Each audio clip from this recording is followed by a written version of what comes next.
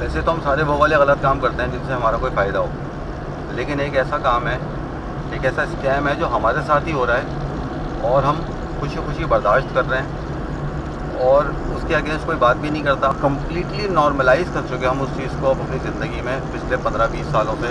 एक स्कैम है जो हमारे साथ हो रहा है, जिसको हम कहते हैं रिक्शा स्कैम।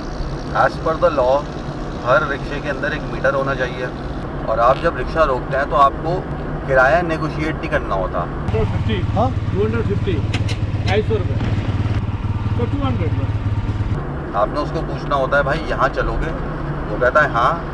आप उस रिक्शे में बैठेंगे, वो मीटर ऑन करेगा और जहाँ आपको जाना है वहाँ छोड़ देगा और उस मीटर के हिसाब से जितना भी किराया बनेगा वो आपसे ले लेगा।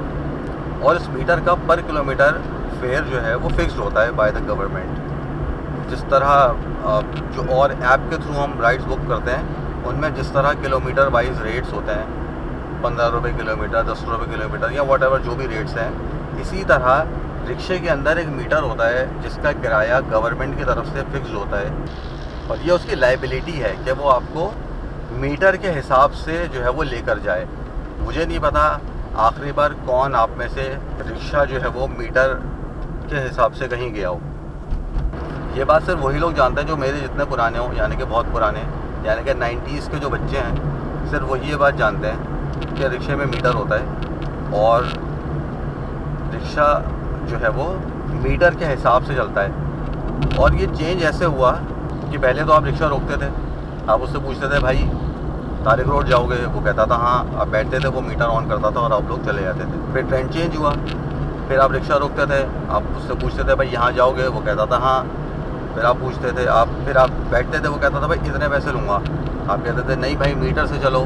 फिर वो आपसे थोड़ी बहस करता था, फिर आपकी नेगोशिएशंस होती थी और या तो वो मान जाता था मीटर से चलने पे, या आप मान जाते थे, या आप दूसरा रिक्शा रोक लेते हैं। फिर ट्रेंड थोड़ा और चेंज हुआ, मतलब जैसे जैसे हम बिगड़ते गए वैसे वैसे रिक्शे वाले भी बिगड़ते गए। फिर ट्रेंड थोड़ा और चेंज हुआ, फिर टाइम ये आ गया कि रिक्शे वालों ने रिक्शे में से मीटर ही निकाल दिए।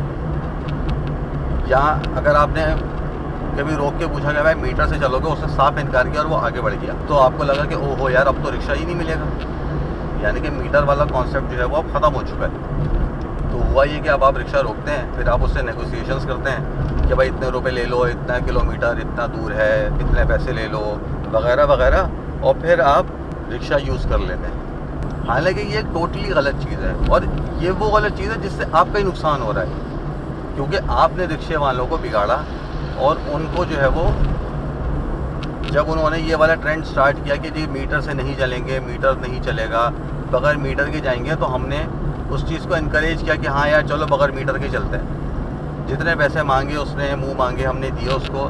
लेकिन उसकी वजह से हुआ क्या कि जो रिक्शा या रिक्शे में ट्रैवलिंग करने के जहाँ के शायद 100 रुपये बनते, वहाँ के हम 200, 250, 300 रुपये दे रहे हैं। मतलब एक ऐसा गलत काम जिसको हमने इनकरेज कर करके इतना बड़ा बना दिया, जिससे अब हमारा ही नुकसान हो रहा है। हम लोग वैसे बड़े होशियार बनते हैं, रॉन्ग साइड जाकर 2 रुपये का पेट्रोल बचाते हैं, कुंडा डाल के बिजली बचाते हैं, लेकिन ये वो स्कैम है जो हमारे साथ हो रहा है, जो पब्लिक के साथ हो रहा है, और हमने इस चीज़ को एक्सेप्ट कर लिया है और हमें बिल्कुल भी कोई शंका नहीं है इस बात में कि हम जो है वो ज़्यादा पैसे दे रहे हैं रिक्शे वालों को। वैसे तो हमें बड़ा परेशानी होती है हर चीज़ से कि पाकिस्तान ये वो सिस्टम, सोसाइटी, हर चीज़ में हमें मसला होता है, लेकिन ये एक ऐसा स्कैम है जो हमारे साथ ही हो रहा है। पेट्रोल बचाने की बारी आती है, रॉन्ग साइड जाने की बारी आती है, तो हम कहते हैं भाई महंगाई है और बहुत सारे मसले मसाइल हैं, वट एवर, करप्शन वगैरह। यहाँ पर रिक्शे में ट्रैवल करते हुए हमें वो महंगाई क्यों नहीं याद आती?